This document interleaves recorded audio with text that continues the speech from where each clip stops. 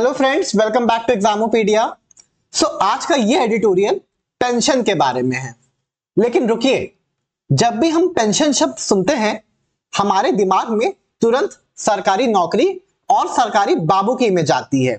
लेकिन क्या आप जानते हैं कि पेंशन सिर्फ गवर्नमेंट एम्प्लॉयज को नहीं बल्कि लेबर लॉज के तहत प्राइवेट सेक्टर के एम्प्लॉयज को भी मिलती है।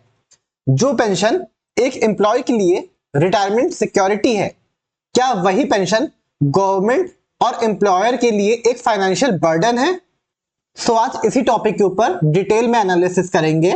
रिसेंटली एक नई पेंशन स्कीम लॉन्च हुई है जिसके तहत जो 5.4 करोड़ कंट्रीब्यूटिंग वर्कर्स हैं और साथ में 82 लाख पेंशनर्स हैं जो रिटायर हो चुके हैं। 5.4 करोड़ कंट्रीब्यूटिंग वर्कर्स का मतलब वो वर्कर्स जो अभी अपनी पेंशन के लिए कंट्रीब्यूट कर रहे हैं, और 82 लाख पेंशनर्स का मतलब वो जो रिटायर हो चुके हैं और अब उन्हें पेंशन मिल रही है।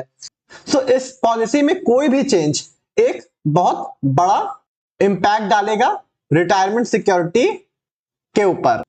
हुआ क्या है, मार्च 2026 को central board of trustee CBT ने नई पेंशन स्कीम ईपीएस 2026 अप्रूव कर दी है, नोटिफाइड कर दी है, जो कि ईपीएस 1995 को रिप्लेस कर रही है। लेकिन कंसर्न्स क्या है, इस स्कीम को नोटिफाइड करने से पहले जो स्टेक होल्डर्स हैं, यानी जिनको ये स्कीम सबसे ज्यादा अफेक्ट करेगी, उनसे कोई कंसल्टेशन नहीं हुआ है। डिसीजन बहुत सडन है क्योंकि नवंबर 2025 में इसके ऊपर बातें शुरू हुई थी और अभी एकदम से इसको नोटिफाइड कर दिया। ये जो प्रोसेस है ये बिल्कुल ट्रांसपेरेंट नहीं है। ओपैक मतलब something which is not transparent. तो जो एम्प्लॉयर्स प्रोविडेंट फंड ऑर्गेनाइजेशन है जो कि रिटायरमेंट बेनिफिट्स को मैनेज करता है प्राइवेट सेक्टर में, क्या क्या मेन इनकी स्कीम है? इनकी जो मेन स्कीम है वो ईपीएफ है, यानी रिटायरमेंट सेविंग। क्या होता है, जैसे कई सारे गवर्नमेंट एम्प्लॉयज तो समझेंगे कि जब एम्प्लॉय रिटायर होता है तो एम्प्लॉय जब तक जॉब में रहता है तब तक वो अपने पास से थोड़ा थोड़ा पैसा डालता है अपने रिटायरमेंट सेविंग फंड में, और जब वो रिटायर होता है, गवर्नमेंट एम्प्लॉयज जैसे 60 इयर्स के बाद रिटायर होता है, तो उनको एक रिटायरमेंट सेविंग मिलती है, ईपीएफ मिलता है इंटरेस्ट के साथ। कई लोगों को रिटायर होने के बाद 1 करोड़ रुपए मिलता है, कई लोगों को 50 लाख रुपए मिलता है, अपने अपने पोजीशन के हिसाब से। ये तो हो गया ईपीएफ। अब ईपीएस क्या होती है? मंथली पेंशन होती है। ये वो पेंशन है जो हर महीने, जैसे एम्प्लॉय को सैलरी मिलती थी जब वो जॉब में था, वैसे रिटायर होने के बाद उसको हर महीने थोड़ी थोड़ी पेंशन मिलेगी। इसको कहते हैं ईपीएस। ईपीएफ है रिटायरमेंट सेविंग, जो एक लमसम अमाउंट, टोटल बड़ा सा अमाउंट मिलेगा, और ईपीएस है जो मंथली पेंशन मिलेगी। साथ में ही ईडीएलआई जो इंश्योरेंस एम्प्लॉय को दिया जाता है। Employees provident fund organisation mainly इन सारी चीजों को देखता है। ये इनकी 3 मेन स्कीम्स हैं। EPF as we have discussed is the lump sum retirement saving, जो रिटायर होने के बाद मिलेगी। EPS is monthly pension. एक एग्जांपल दिया हुआ है कैसे ये मंथली पेंशन और रिटायरमेंट सेविंग एम्प्लॉय अपने लिए इकट्ठा करता है, खास तौर से प्राइवेट सेक्टर में। तो क्या होता है कि सपोज एम्प्लॉय की सैलरी है 30,000 रुपए, तो अब एम्प्लॉय ईपीएफ में और ईपीएस में 12% का अपनी सैलरी का कंट्रीब्यूशन डालेगा, यानी 12% वो ईपीएफ प्लस ईपीएस में डालेगा। साथ में ही एम्प्लॉयर भी 12% ईपीएफ या ईपीएस में कंट्रीब्यूट करेगा, तब जाके ये दोनों अमाउंट जुड़ पाएंगे। ये जो ईपीएस और ईपीएफ है ये सोशल सिक्योरिटी कोड 2020 का पार्ट है। इंडिया ने अपने लेबर लॉज को 4 लेबर कोड में बांट दिया है, और सोशल सिक्योरिटी कोड के अंदर आता है प्रोविडेंट फंड यानी पीएफ, पेंशन, इंश्योरेंस और गिग वर्कर्स की प्रोटेक्शन। गिग वर्कर्स जैसे हमारे स्विगी जोमेटो पे जो डिलीवरी बॉयज हो गए। तो ईपीएस के जो रिफॉर्म है ये कोरोलरी है to this law, labour law के। जैसे कोरोलरी मतलब something that follows naturally from another idea or law. जैसे राइट टू प्राइवेसी हमारा फंडामेंटल राइट है, तो डेटा प्रोटेक्शन राइट उसका कोरोलरी है, क्योंकि फंडामेंटल राइट ये है तो उसके लिए डेटा प्रोटेक्शन लॉ तो आएगा ही उसके साथ में। इसको कोरोलरी कहते हैं। तो अब सेंट्रल बोर्ड ऑफ ट्रस्टी क्या है जिसने ईपीएस को अप्रूव किया है?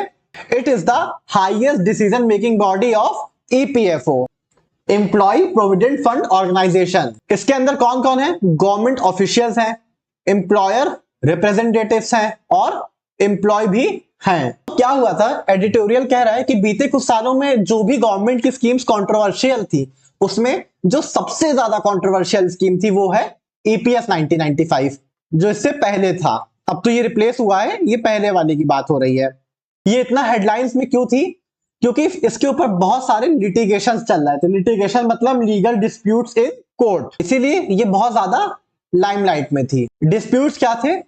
पेंशन की एलिजिबिलिटी एक सबसे बड़ा डिस्प्यूट, पेंशन की कैलकुलेशन और साथ में हायर पेंशन ऑप्शन। सो हम इन तीनों को डिस्कस करेंगे। पेंशन एलिजिबिलिटी का मतलब कौन कौन पेंशन के लिए एलिजिबल है, पेंशन कैलकुलेशन का मतलब कि पेंशन कैसे कैलकुलेट होगी और कितनी मिलेगी, साथ में हायर पेंशन ऑप्शन, इसको हम आगे पढ़ेंगे। तो पिछले 12 सालों में ईपीएस में बहुत सारे चेंजेस हुए हैं। अल्टर मतलब चेंजेस, और एडिटोरियल कह रहा है कि इन चेंजेस की वजह से जो बेनिफिट्स हैं वो रिड्यूस हो गए हैं और ये एम्प्लॉयज के लिए डेट्रीमेंटल है। डेट्रीमेंट मतलब डैमेज और हार्म। सबसे पहला सवाल, पेंशन कैसे कैलकुलेट होती है? पेंशन कैलकुलेट होने पे एक जो सबसे बड़ी प्रॉब्लम है वो ये है कि पेंशन कैलकुलेट खाली 15,000 तक की सैलरी पे होगी, यानी 15,000 एक वेज सीलिंग है।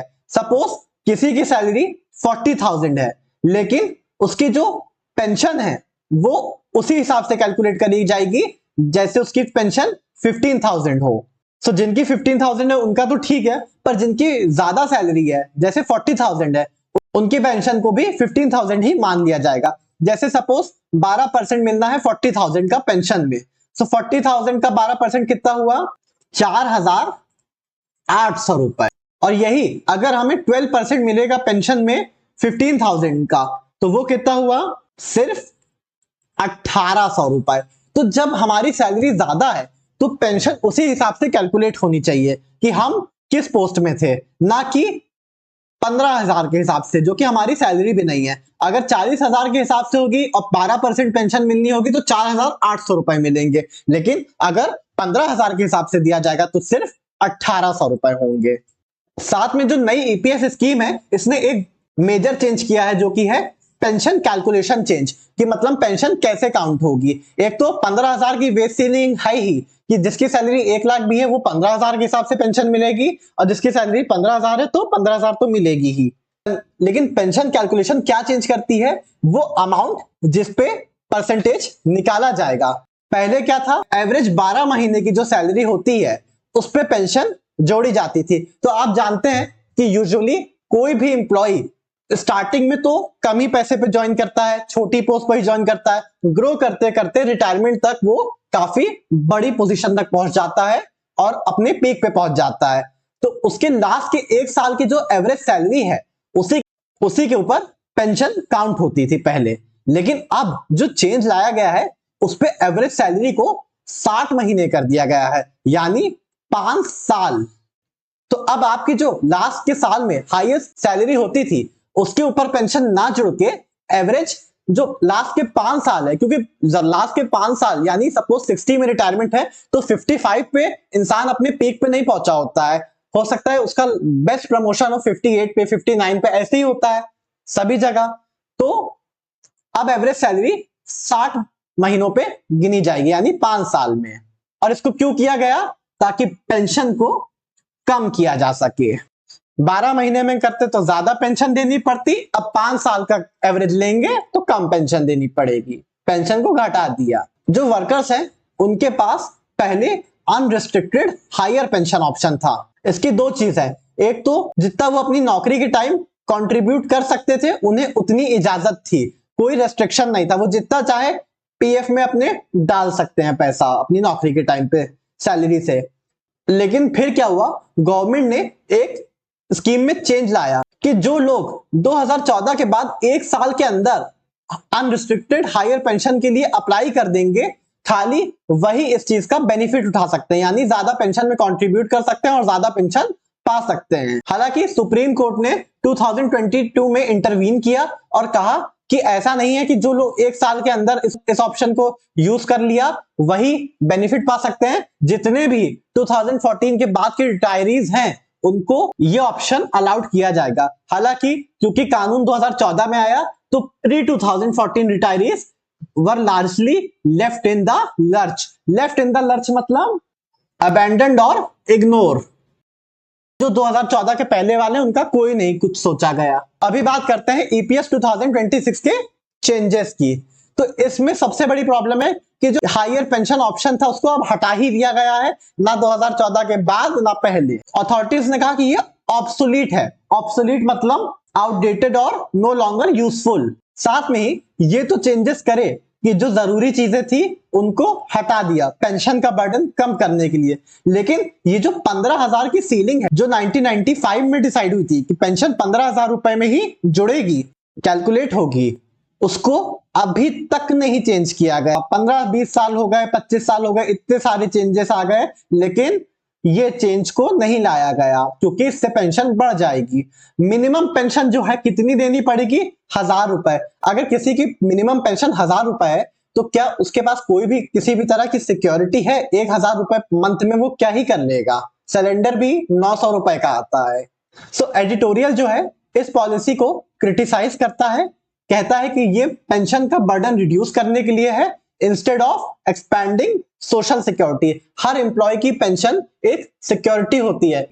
जब वो काम करने के लायक नहीं भी रह जाएंगे तब भी उनको कुछ कुछ पैसा उनके गुजारे के लिए मिलेगा, पर अब इस बर्डन को भी कम कर दिया जाएगा। एडिटोरियल क्या सजेस्ट करता है कि गवर्नमेंट को फंडिंग बढ़ानी चाहिए। साथ में ही एम्प्लॉयर से, प्राइवेट सेक्टर की बात हो रही है क्योंकि, तो एम्प्लॉयर से ज्यादा कंट्रीब्यूशन लेना चाहिए और वर्कर्स को भी अलाउड होना चाहिए कि वो वॉलंटरी अपनी मर्जी से ज्यादा कंट्रीब्यूट कर सके। ये ऑप्शन हटाना नहीं चाहिए।